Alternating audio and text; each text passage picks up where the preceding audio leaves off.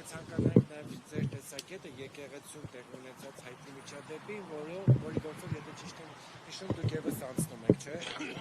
Այո, ես համարվում եմ մեղադրյալ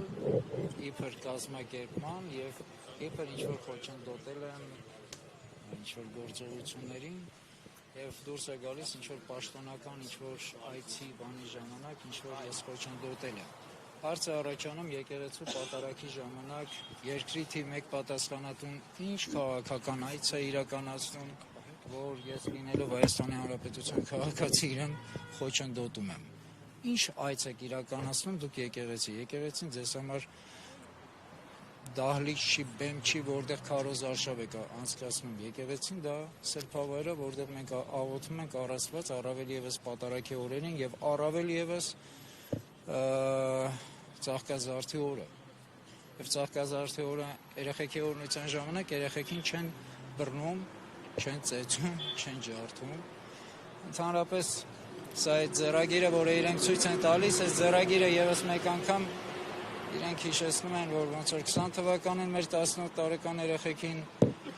ոնց որ եւ թիվ 1 պատասխանատուն ասում էր, չէ, ազգային ժողովի ամբիոնից, որ եթե այս ամեն ինչը չլներ, պատերազմը չլներ, իրեն այն ժամանակ ասեին դավաճան եւ դրա համար ստիպված գնացել էին պատերազմը։ Խոստովանել էր ինքը։ 18 տարեկանների չէ, իհարկե չեմ ճանաչում։ Իրենք չեկել կարա ինչ-որ բան կազմակերպեի։ Գորգ ջան, ես նորից եմ կրկնում, ես պատիվ եմ ունեցել կազմակերպել եւ կազմակերպման գործողություններին մասնակցել եւ անմիջական մասնակցել գործողություններին Արցախի ազատագրման, գյուղերի, քաղաքների եւ տարբեր, որին ես պատիվ եմ ունեցել մասնակցելու։ Ես նման բաներ չեմ կազմակերպում, առավել եւս ներսում եք եղել, դուք այդ պահին նկատել եք ինչպես եղավ, այսինքն իշխանությունը ինչից սկսեց, իշխանությունը հարված է ասում, բայց հարված ռեակցիա կդա։ Ես թիկունքով եմ կանոնած եղել, դուք մի մոռացեք, որ այնտեղ անցողիկ տեղը շատ նեղ է, եւ երբ որ շքախմբով թիվ 1 պատասխանատուն գալիս ասում է միջև խորան ու նորից հետ է դառնում, ոնց ուզում ես արա, այնտեղ հրմեշտոց է տեղի ունենում եւ չի բացառվում, որ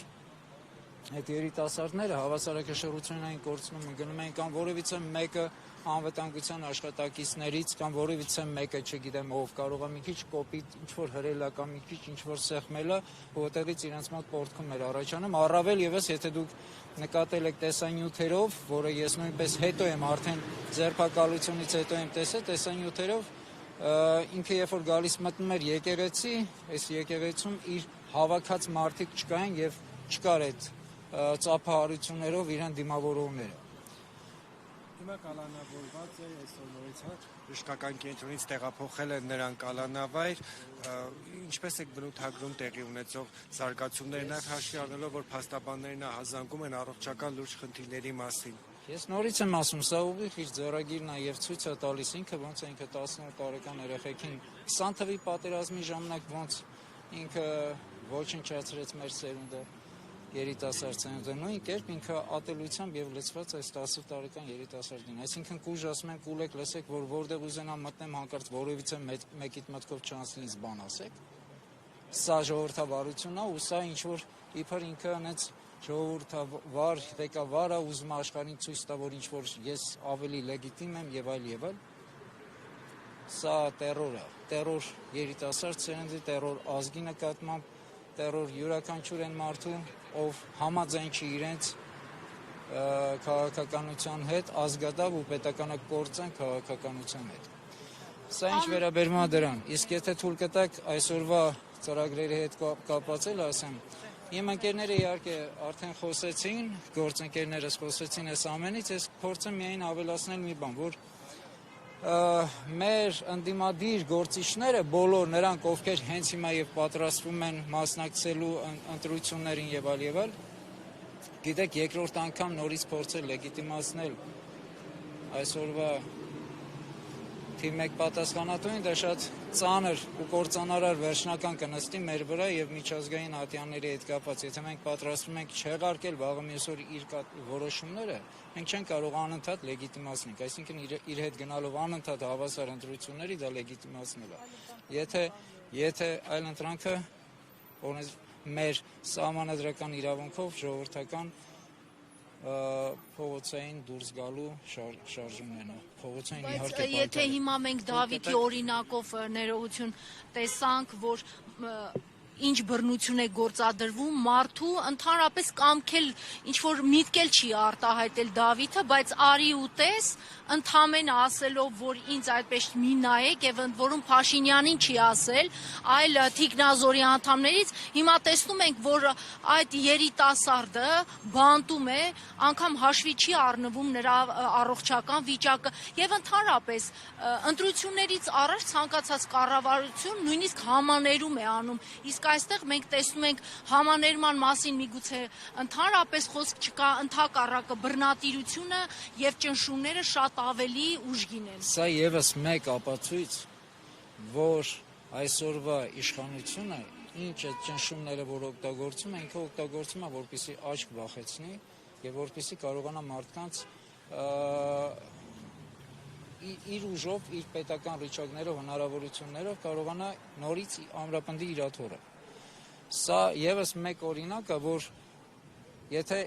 այս երիտասարդին 18 տարեկան երիտասարդին ինքը չի կարող ոչ ների, ոչ կարողանում է ռեալ գնահատի իրավիճակը եւ ամեն ինչ օգտագործում է իր աթոռը ամրացնելու եւ մարդկանց վախի մթնոլորտ տարածելու, սա եւս մեկ առիթ է եւ մեկ պատճառը, որ հասկանաք, որ եթե այս իշխանությունը նորից վերընտրվի, իրապես բոլորդ կործանված եք եւ բոլորս կործանված ենք եւ չի լինելու իրական ոչ մի դրական իրավիճակ Հայաստանում եւ Հայաստանի Հանրապետությունը նույնպես ոնց որ պետականություն ինքը կանգնած է իրական վերջնական կործանման առաջ, եթե սրանք նորից վերընտրվեցին։ Իսկ քաղաքական գործընկերներս, ովքեր եւ հիմա ընտրություններին են պատրաստվում, ես ուզում եմ կոչ անեմ, որ բոլոր նրանք, ովքեր պատրաստվում են, ովքեր քարոզարշավներ են իրականացնում, տվեք, ձեզ չի հետաքրքրում այս 44 օրյա հանձնաժողովի այս զեկույցը, չի հետաքրքրում, միգուցե ձեր շարքերում են հավաքված այն դավաճանները, այն մեղավորները, ում պատճառով եւ այս ամբողջ ավետը մեր գլխին եկավ։ Ձեզ չի հետաքրքրում, որ այս ամենի պատասխանատուները ի հայտ գան։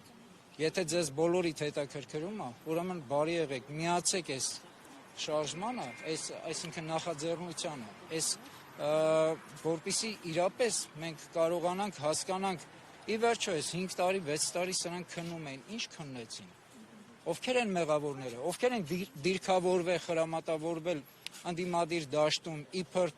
պետության եւ երկրի եւ ազգի մասին մտածողներն են, որոնք դուրս են գալիս իբր այս